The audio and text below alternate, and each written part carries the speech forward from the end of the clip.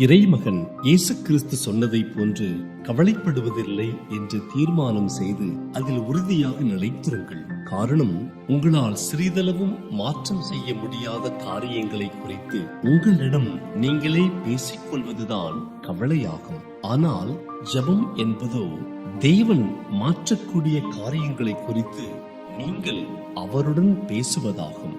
சில இடங்களுக்கு செல்வதையும் சில மனிதர்களுடன் பேசுவதையும் தவிர்த்து நீங்கள் விலகி இருப்பது உங்களை காத்துக்கொள்ள உதவும்.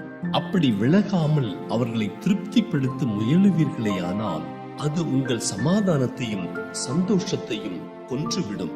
உங்கள் வாழ்க்கையில் வீசும் அலைகளையும் அதனைத் தொடர்ந்து உண்டாகிற பெரிய புயலையும் பயங்கர இரைச்சல்களையும் நிறுத்தப்படும்படி நீங்கள் ஜெபித்துக் கொண்டிருக்கலாம். ஆனால் அந்த அனைத்து சீற்றங்களுக்கும் மூல காரணமாகிய காற்றை பார்த்து இறையாதே, அமைதலாயிரு என்று தம்மை போன்றே நீங்களும் அதட்டும்படிதான் தேவன் விரும்புகின்றார் என்பதை நினைவில் கொள்ளுங்கள்.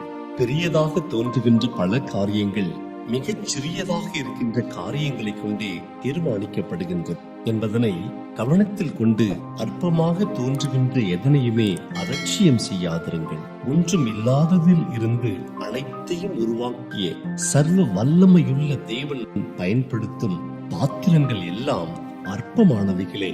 இதோ உலகத்தின் முடிவு பரியந்தம் உங்களோடு இருப்பேன் என்று வாக்கு பண்ணினவர் உங்கள் வாழ்க்கையில் அருளும் ஒவ்வொரு நாளும் ஒரு பரிசுதான்.